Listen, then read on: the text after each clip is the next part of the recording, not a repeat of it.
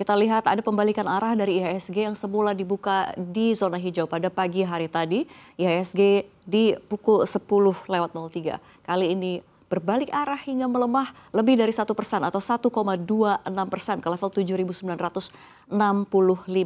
IHSG bergerak hati-hati di tengah kombinasi sentimen domestik yang juga bercampur aduk dari dalam negeri. Defisit APBN hingga akhir September mencapai 371,5 triliun rupiah atau 1,56% dari PDB. Angka ini masih terkendali namun penerimaan negara turun 4,4% year on year, menandakan tekanan pada sektor pajak. Untuk menjaga daya beli, pemerintah mempelajari peluang penurunan tarif PPN dan memperpanjang insentif PPN rumah hingga 2027. Langkah ini dipandang dapat menjaga pertumbuhan namun beresiko menekan ruang fiskal ke depan. Dari luar negeri, fokus pasar tertuju pada pernyataan Ketua The Fed Jerome Powell yang memberi isyarat penghentian pengetatan neraca dalam waktu dekat dan pemangkasan suku bunga tambahan secara bertahap. Powell menyebut kondisi pasar tenaga kerja mulai melemah namun aktivitas ekonomi masih kuat. Hal ini membuat pasar berspekulasi The Fed akan memangkas suku bunga dalam beberapa bulan ke depan untuk menghindari resiko penurunan ekonomi yang lebih dalam. Sentimen positif juga datang dari laporan terbaru IMF yang menaikkan proyeksi pertumbuhan ekonomi Indonesia menjadi 4,9% pada 2025. IMF menilai Indonesia sebagai salah satu bright spot di Asia berkat reformasi struktural dan kebijakan fiskal moneter yang terjaga. Namun IMF juga mengingatkan bahwa eskalasi tarif global dapat menjadi risiko terhadap kawasan Asia termasuk Indonesia. Dari Amerika Serikat, langkah Presiden Donald Trump memberlakukan tarif baru hingga 50% untuk produk kayu dan furniture membuat pasar waspada. Kebijakan ini dinilai sebagai strategi politik jelang pemilu namun juga dapat menekan rantai pasok global. Bagi Indonesia, sektor furniture dan kerajinan yang menyerap lebih dari 1 juta tenaga kerja beresiko terdampak, mengingat 54% ekspor furniture nasional masih bergantung pada pasar Amerika Serikat.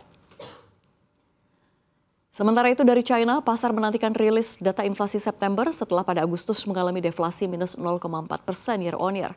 Bila data kembali negatif, kekhawatiran akan lemahnya permintaan domestik China dapat menekan harga komoditas global seperti batu bara dan nikel yang menjadi tulang punggung pasar saham Indonesia. Situasi diperburuk dengan memanasnya hubungan dagang Amerika Serikat-China setelah Trump mengancam memutus hubungan dagang dalam komoditas minyak goreng sebagai balasan atas penolakan pembelian kedelai Amerika Serikat oleh Beijing.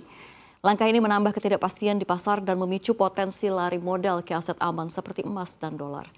Dari dalam negeri lagi, pelaku pasar juga akan mencermati data utang luar negeri Indonesia yang akan dirilis BI hari ini.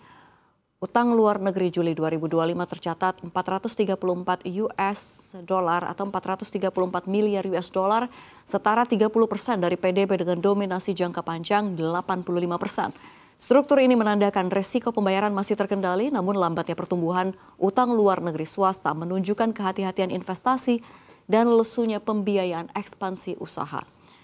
Secara keseluruhan, pasar saham Indonesia bergerak dalam sentimen campuran, didorong harapan pelonggaran moneter global dan juga fiskal domestik.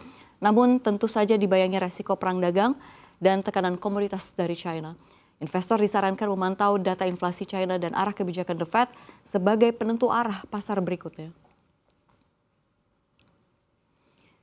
Kita lihat pergerakan sektoral pada pukul 10:07.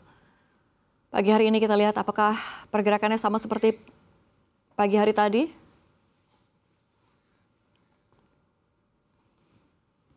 Kita lihat sepertinya indeks sektoral mayoritas dibayangi di zona merah. Tentu saja kita lihat ada financial kembali terjerembab dengan koreksi 1,22%, diikuti consumer primer 0,81%, consumer non primer 1,28% dan perindustrian 0,44%. Kita lihat indeks sektoral berikutnya. Nampaknya indeks sektoral mayoritas berada di zona merah.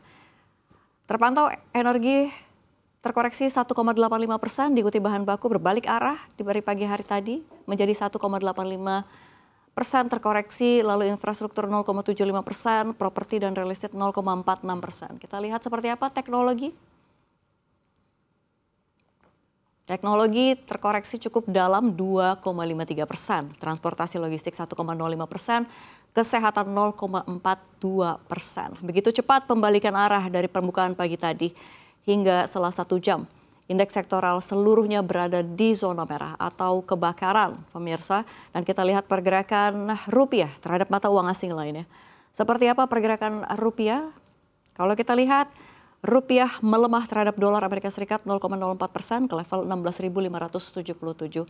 Kita lihat seperti apa mata uang lainnya.